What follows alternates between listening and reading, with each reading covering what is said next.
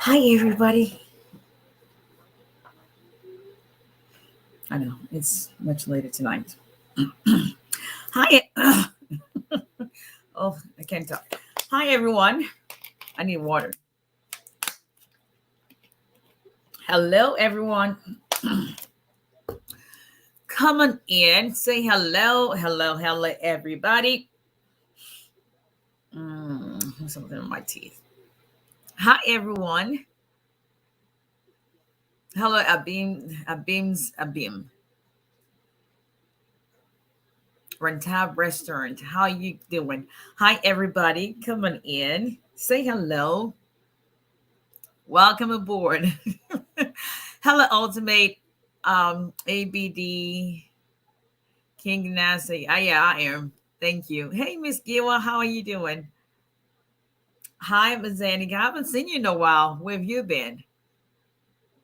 Good to see you as well. Hi, everyone. Coming in. Let's talk immigration. How's everyone's day been? My voice is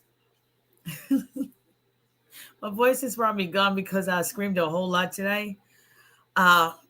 You'll be just fine.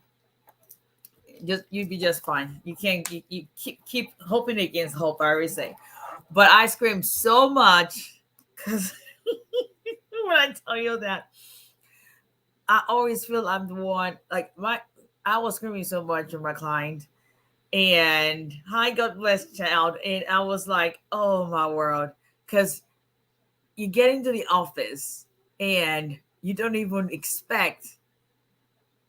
We got quite a number of approvals today, but anyway, that's what we're going to talk about tonight. So come on in. This is attorney. Well, my voice is gone because I screamed so much and I'm just really, really excited and happy for him.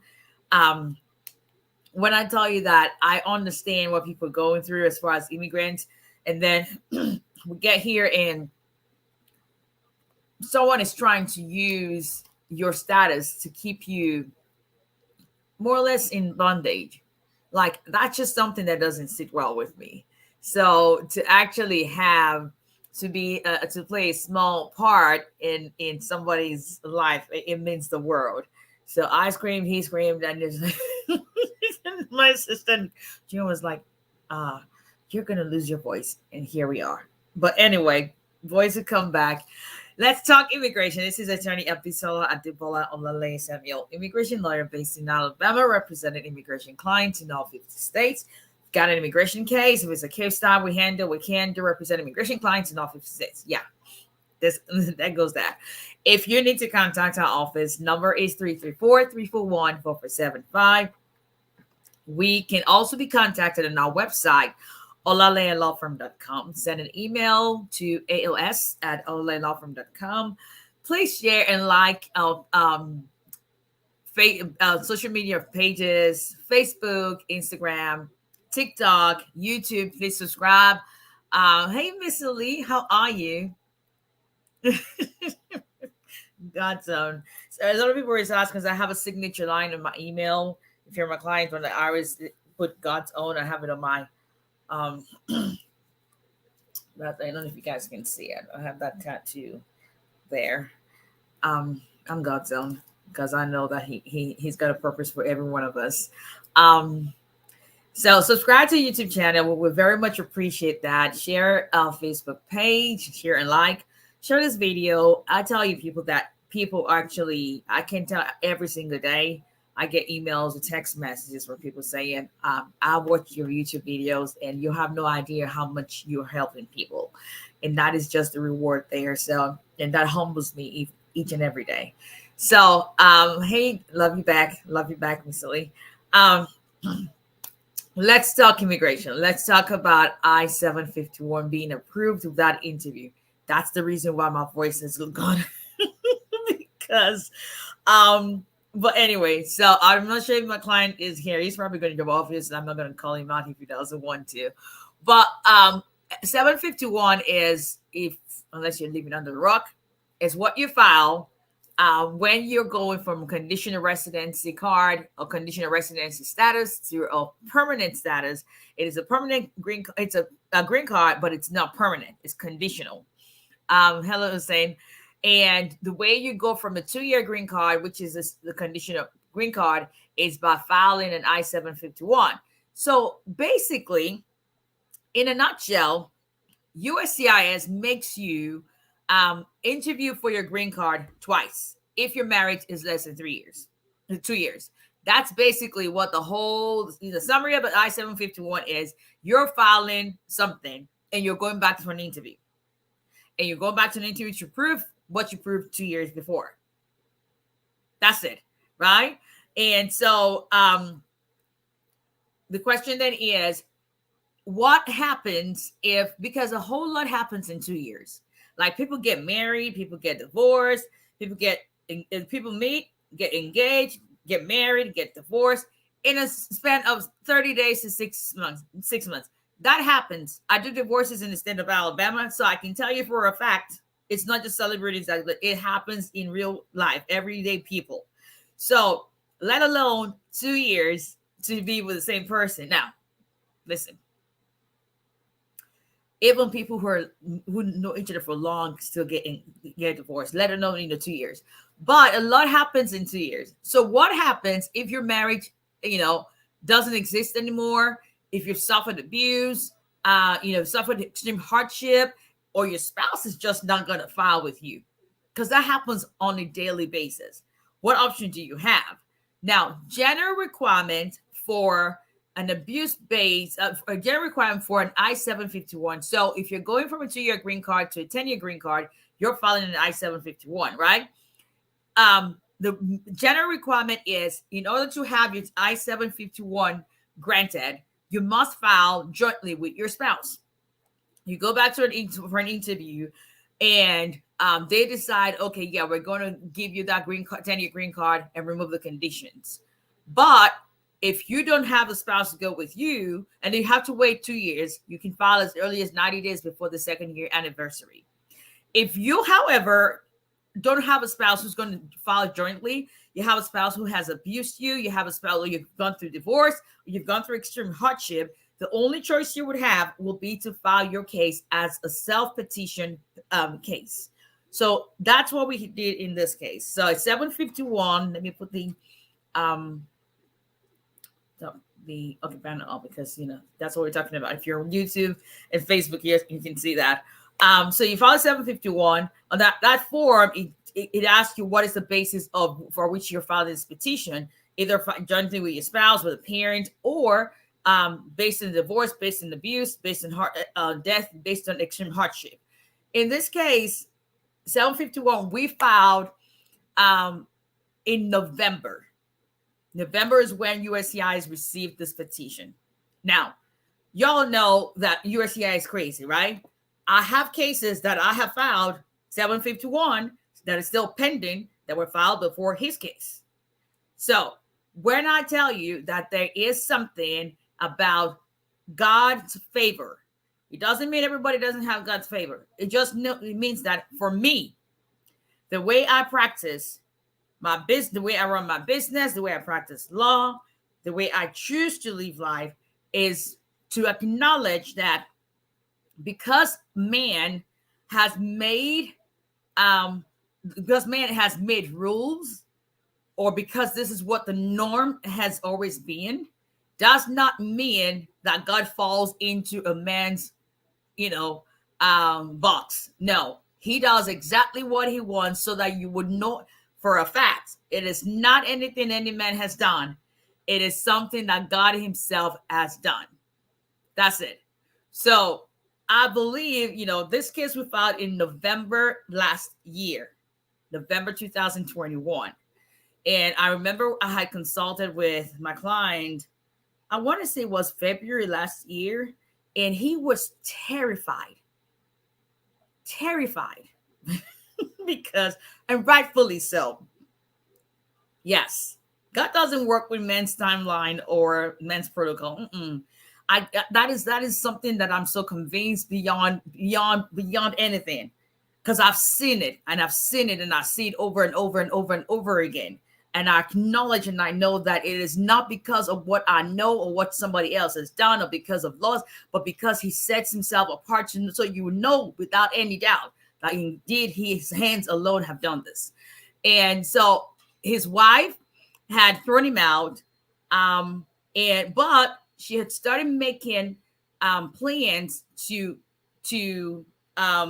trap him, to frame him up, to say he was the one who abused her and he married her. It was a fraudulent marriage and all that. So she actually initiated divorce and all of that. And he was like, "Man, I don't want to go back to Nigeria." It was fear. Listen, so your green card ends, you're thinking, okay, it could be either way. And one of the things I always do, and I always recommend, is that, and I know some people would say, send what you have in, first of all, and just, send what you have in.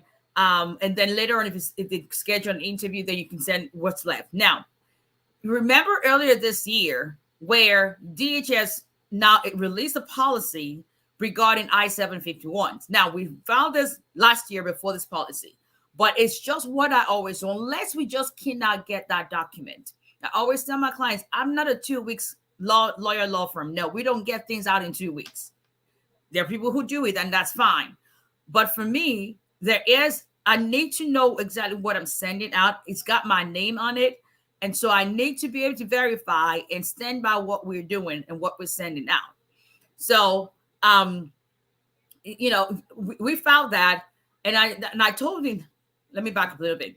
We filed that back then, and then I think we didn't file late. We almost filed late, but we had done that last year before this policy came out. Was released early this year. If you don't remember what that is, basically it's DHS saying that if you're filing an I-751, now they're going to be exercising discretion to waive interviews as long as you have submitted sufficient good faith evidence and you do not have a criminal record that's going to warrant them having to call you for an interview. Then they will exercise discretion in waiving interviews, including those based on divorce, hardship, abuse. So this was filed even before this policy came out.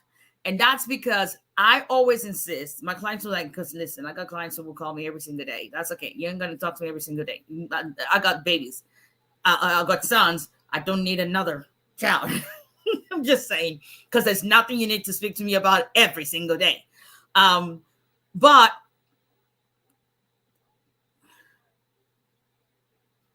yeah, but anyway, so I always say, let's put everything together. Give me time. Let's put everything together. Make sure we cross all our T's and dot all our I's, right? So where we sent his case, and I told him, I said, it's a self-petition. Most of the time they will call you for an interview. So we already was ready, like I'm heading to Texas later, whatever it is.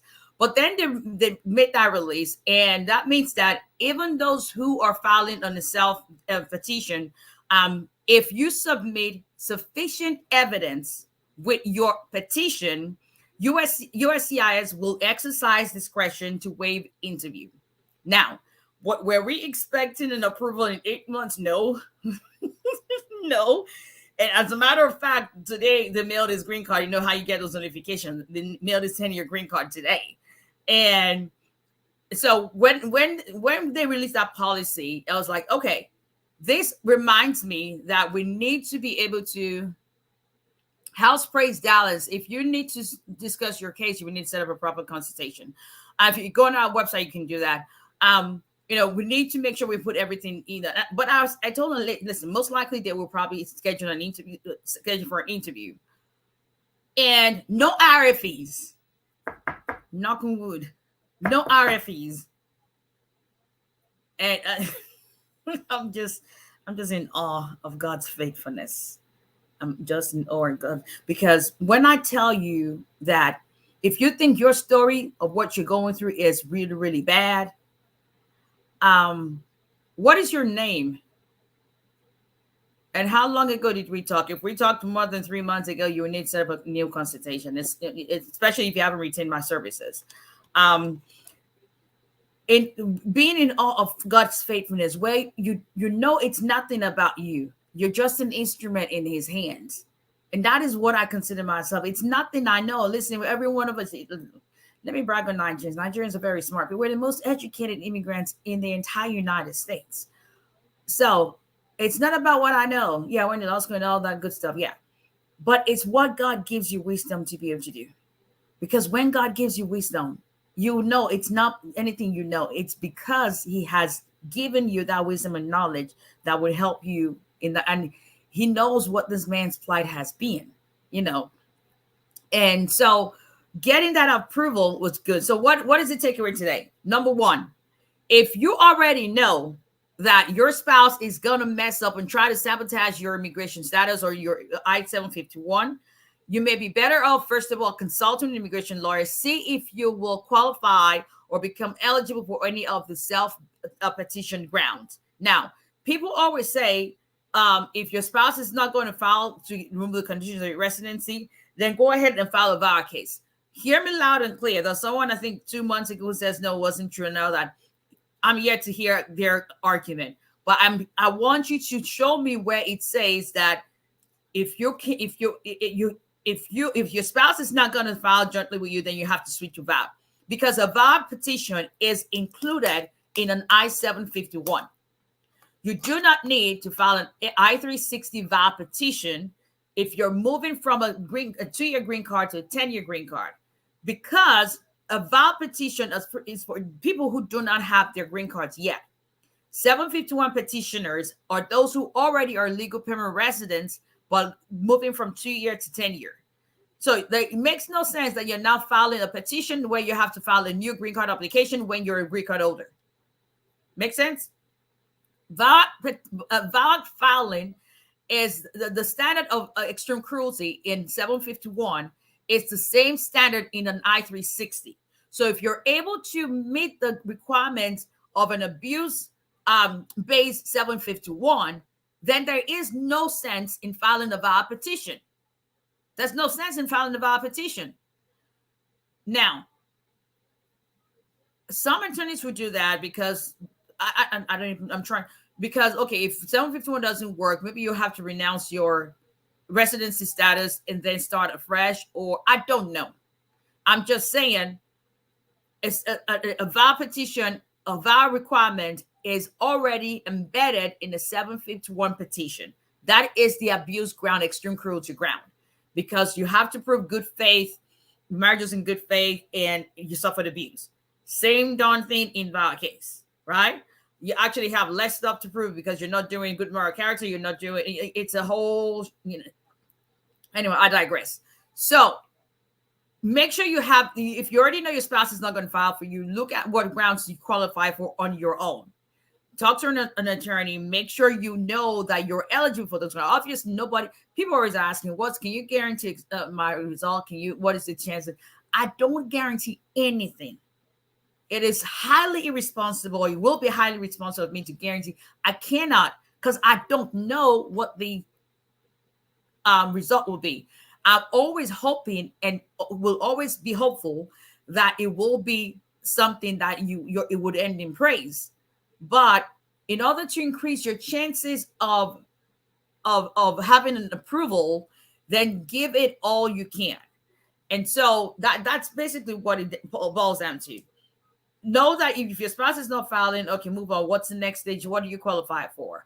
If you figure out what you qualify for, what are the requirements? What is the supporting evidence I have to send in? Do I need a lawyer? Yes, you do. Immigration is just not filling forms. It goes beyond that. And then submit it with everything you've got.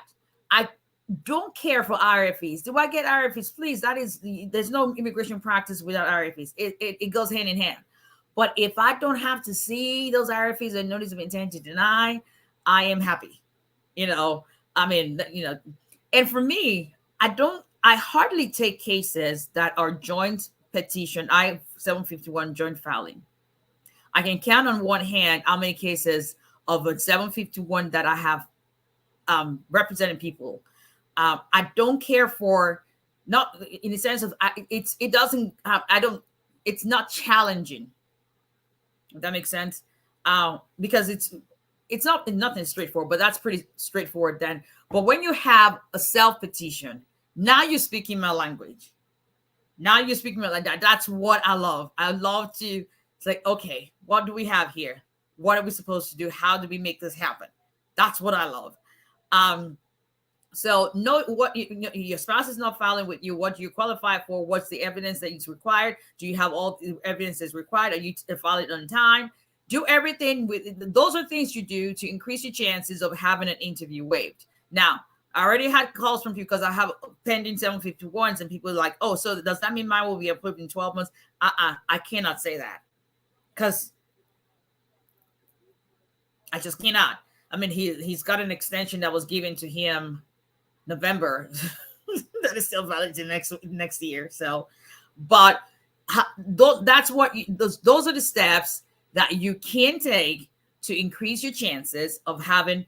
The goal is to have your 751 petition granted without an interview. What do you do to make sure, to ensure, not to make sure, but to ensure or to increase your chances of it not being set for interview? Make sure you know whether your spouse is on board with you. If you're filing jointly, send all this good fit evidence you can possibly lay your hands on. Then if you're not filing jointly with your spouse, I was looking at something that got distracted. What grounds are you qualified for? Number 3, do you have the evidence? Where do you need to get the evidence? Put your packet together where it tells a story. It tells a story of before you got the green card, the initial green card, what has transpired within the 2 years, evidence showing what has transpired within that 2-year period. And if you're filing an abuse like we did here, what is your evidence? Did you do a psychological evaluation? If you're filing for divorce, what's the divorce decree? Do you have photographs of injuries? Do you have a declaration that you have put down or written down that is signed? Not just signed, but signed and notarized, because a notarized statement carries more weight than just writing a letter. That's the one thing I see a lot of people do. Please understand. If you write an affidavit, if you're putting in an affidavit, it is always advisable to have it notarized, because it serves the same purpose as if you're giving a sworn testimony in court. It carries more weight than you just signing it without a notary seal. So those are things you can do to increase your chances of having an interview waived in your case. And hopefully it's approved within less than a year. Like I said, I have some cases that are still pending 2 years, but you never know. That's just got to work. But anyway, that's that. Great news. I'm so happy for this man. You have no idea. He said, I called everybody in Nigeria, and they're like, no, you got to give us the number of that leader. Like, it's not me. But anyway, that's all she wrote tonight. Okay, questions. Let us go to YouTube and Facebook. Hello, Mood and Star. How are you? Let me take this off. Okay. Let's see. I'm doing much better. Hello, Miss Small. How are you doing? Congratulations one more time. She says, I love watching your videos. It has become part of my routine. May God bless you always. Thank you. I appreciate that very, very much.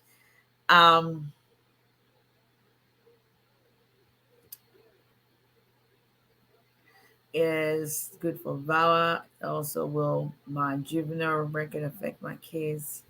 It's a misdemeanor. I don't know. That's another question. That's something you want to sit down with a lawyer to talk about. Okay.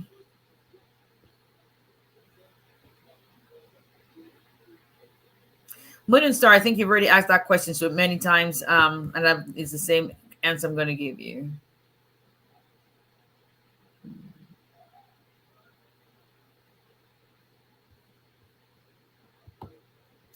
I bet you're sorry. Hello. How are you? God is faithful. I'm going to put this. Yes. God is faithful, and faithful He's that called you, and faithful He's that will get it done, because you have made Him your defense. You shall laugh at the storms. Congratulations to everybody. That's from Yummy Dada to everybody. I'm telling you.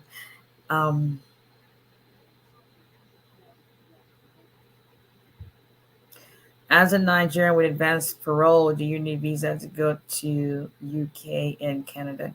Advanced parole is not a green card. Okay. Let's see. Okay, I think that's on for right now. Let me go to my people on Instagram. Let's see. Thank you for all the hearts. I appreciate you all. Let's see.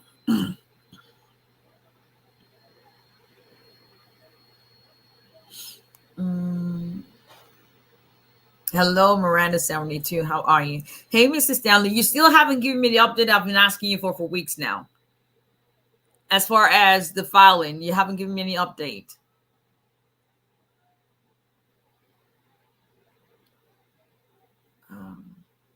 Hussein, I always enjoy your program. Thank you. Hi, Mr. 𝒊𝒎𝒎𝒊𝒈𝒓𝒂𝒏𝒕. How are you? I'm doing good. Thank you for asking. No worries. What is the requirements for green card to citizenship when you're still together with your spouse? If you go to USCIS.gov/N400, you would have a checklist. USCIS usually has a courtesy checklist for forms generally. But if you need me to sit down with you and talk about that, that's what I get paid for. Where is the best place to get a divorce decree, here or in Nigeria? So I did a video about that. Let me tell you people something. If you are getting a divorce decree from a high court in Nigeria, know this much. You've got to make sure that there is a 90-day period between your decree nisi and decree absolute. Okay? That you just have to, that's just what it is. If that's one of the red flags that USCIS looks at. If you and your spouse are here in the United States, that it makes no sense why you would get a divorce back home. A lot of people don't know. I get that. So hear it from me. If you're both here, uncontested divorce, very, very straightforward. Even if you're not, even if your spouse is not here, as long as you comply with the international service of process, or your spouse is able to waive being served because they're in another country and they will sign a consent and all of that, that's what you file with the court. It's still preferable to, it's very, very preferable to file your divorce here. They're not going to reject a decree from their own court. The day they start to do that, then we've got a problem. Right? So that's my 2 cents on that. Could a petition be denied even after receiving biometric noting? Biometric noting has nothing to do with your case being approved. It's got nothing to do with your case being approved.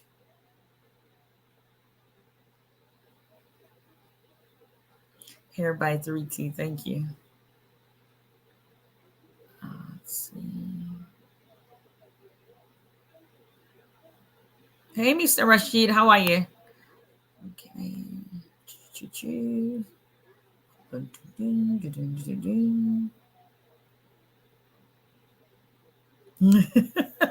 Here by 3T.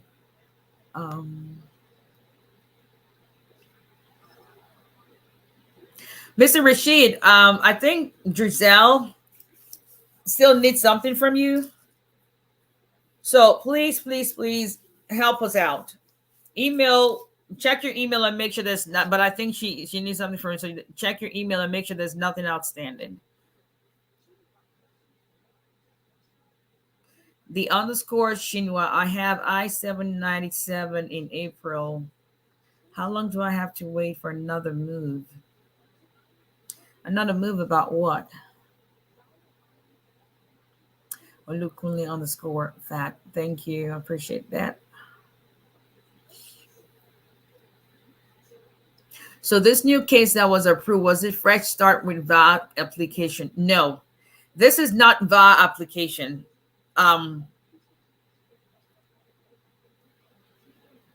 This is a 751.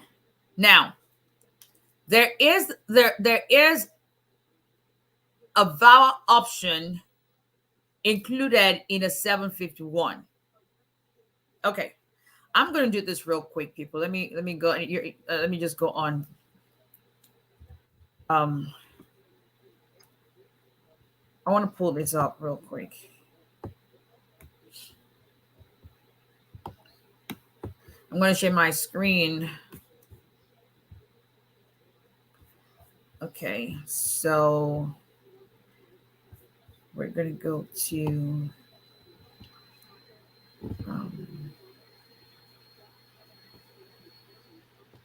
all right.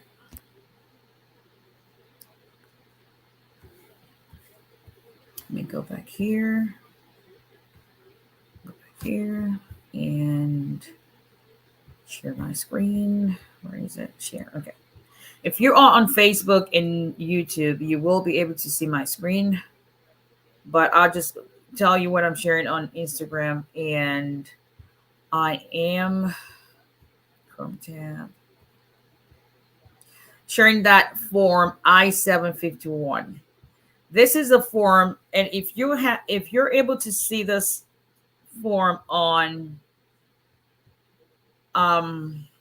YouTube, would you let me know? YouTube and Facebook, you guys let me know if you're able to see the form I-751.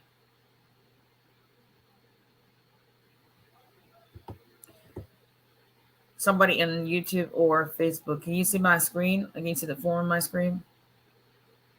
Somebody, anybody. I can see a whole lot of people watching. So can somebody let me know that you can see my screen? I'm waiting for Facebook people, y'all. Yes, no?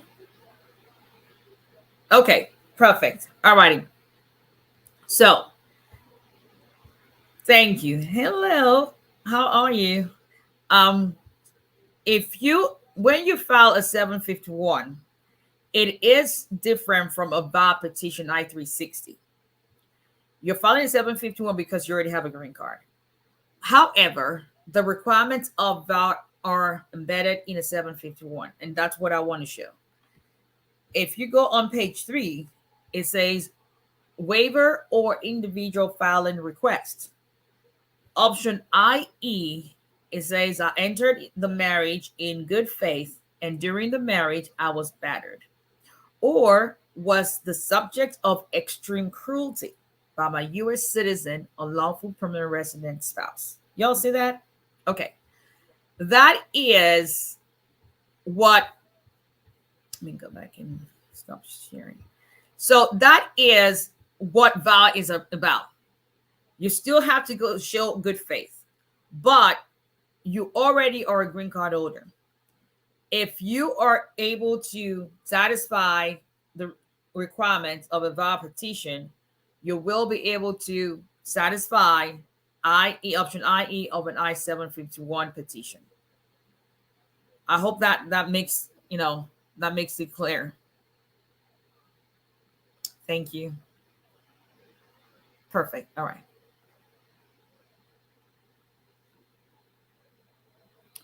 When is the best time to file for AOS after getting married? It's not about best time, but it's more about what your evidence, how much evidence you have, and is there anything that's going to raise a red flag if you're filing so quickly?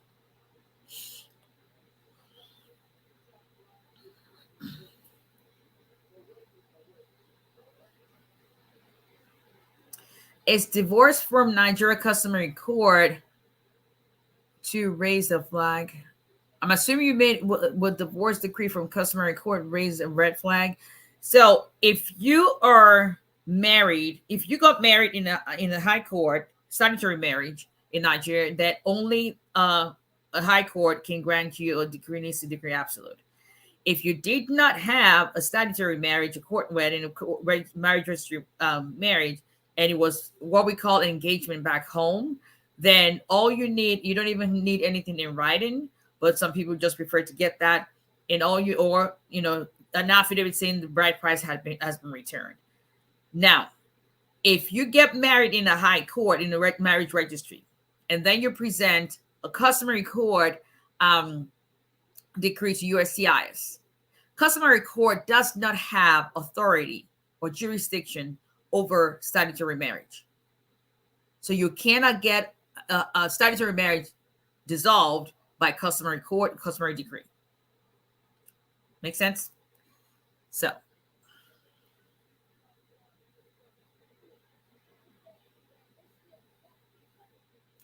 I filed for bar for both me and my 11-year-old daughter. My daughter's work permit in travel nowhere approved and mailed, but not mine. I've just seen it happen before. Absolutely every day. That's not uncommon. Kids, especially minor kids, get theirs faster.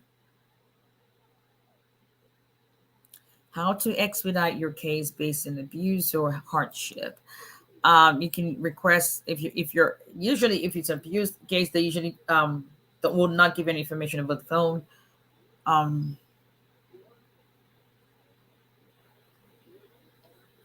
K-Man 34097. What is the difference between a USCIS advanced parole and TIPS? Do you mean TPS? TPS is a temporary protected status. What TPS gives, what TPS guarantees for as long as you have that status is you cannot be placed in removal proceedings, cannot be removed from the country or placed in removal proceedings. Advanced parole is you document to re-enter the country after you have left. They recently issued a policy where those who have been granted TPS will become eligible to apply for advanced parole. Why that makes a big deal is many more people who are in TPS do not have legal entry. They cross the border, whatever the case may be. Now that they will be able to apply for advanced parole, once they travel or they come back in, that becomes a lawful entry. And so say, for instance, someone who, example, your wife comes in through the border, just walks through from Canada. I don't know if it's Canada because Canada they can come in. Okay. From another country, but they came in, like say on a boat, right? Because people do that. It entered without inspection, weren't inspected. Now they've been here 5 years. They're from a country that USCIS is not granted. DHS is not granting temporary protected status to. They apply for that. They get that. They're now protected, and they cannot be. It's deferred action, so they cannot be for the duration of that period status. They will not be. They cannot be deported. They cannot be replaced in remote proceedings. Now, that person, so you met this person, that person becomes your wife. You get married, you're a citizen, right? The problem is, even though they have protected status, they still cannot apply for, you can file an I-130 all day long, yes, but they will not be eligible to file for an I-45 green card application because they did not enter legally. So that means they have to file a waiver and go out and then come back in. With the new policy, because they're on TPS status, they will become eligible to apply for advanced parole. Once they now, say for instance, you guys decide to take a honeymoon or quick trip to Mexico. Once you come back in, because now they have a document that allows them to come back in legally. Once they make that entry, it erases the previous entry without inspection, because now they have a lawful entry. And even if they now overstay again, they're married to a citizen and they will not be barred from adjusting status while in the country. And there's a whole lot of, yeah.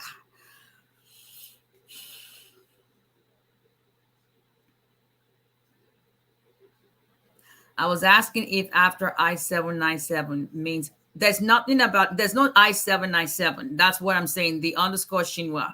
797 is basically notice of action that they issue in every single case. What is the notice of action, or what notice were you given? What does your notice say?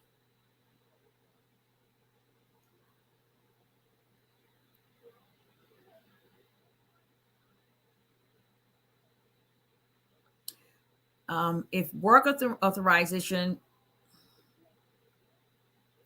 priority date expired, can someone call you and says wait since there is extension days because on the one service and takes them 5. Is this a VAR case? If it's a VAR case, you cannot call. You have to write in.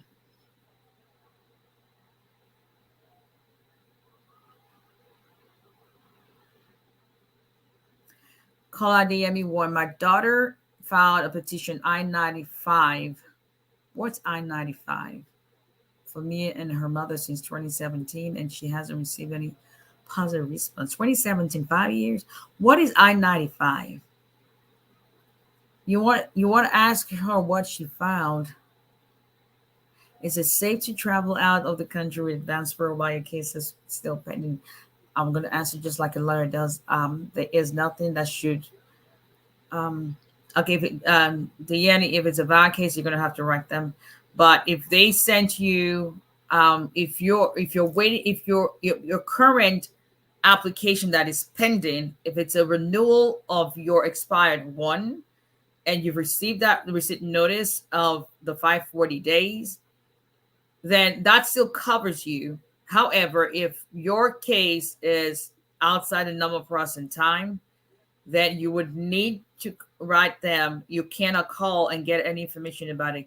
You cannot get any information about a valid case by calling USCIs. They cannot, because it's a confidential case and they're prohibited from doing that. Okay. I cannot call you after tonight, Mr. Rashid. It's already 10:21. So email me or send me a text. What is it that you, or look at your email first and respond to what we've been. Petition for green card. So she filed an I-130. If she wants to schedule a paid consultation with me, she can do that, but I don't know anything about your case, so I don't know what the options may be. But anyway, all right, people, thank you so much for joining me today. I appreciate that. And if we can help your immigration case, once again, the number is 334-341-4475. Visit our website at olalayalawfirm.com. Please share this video, subscribe to YouTube channel, like Facebook page, follow us on TikTok and Instagram. And I will see you guys on Thursday. Yeah.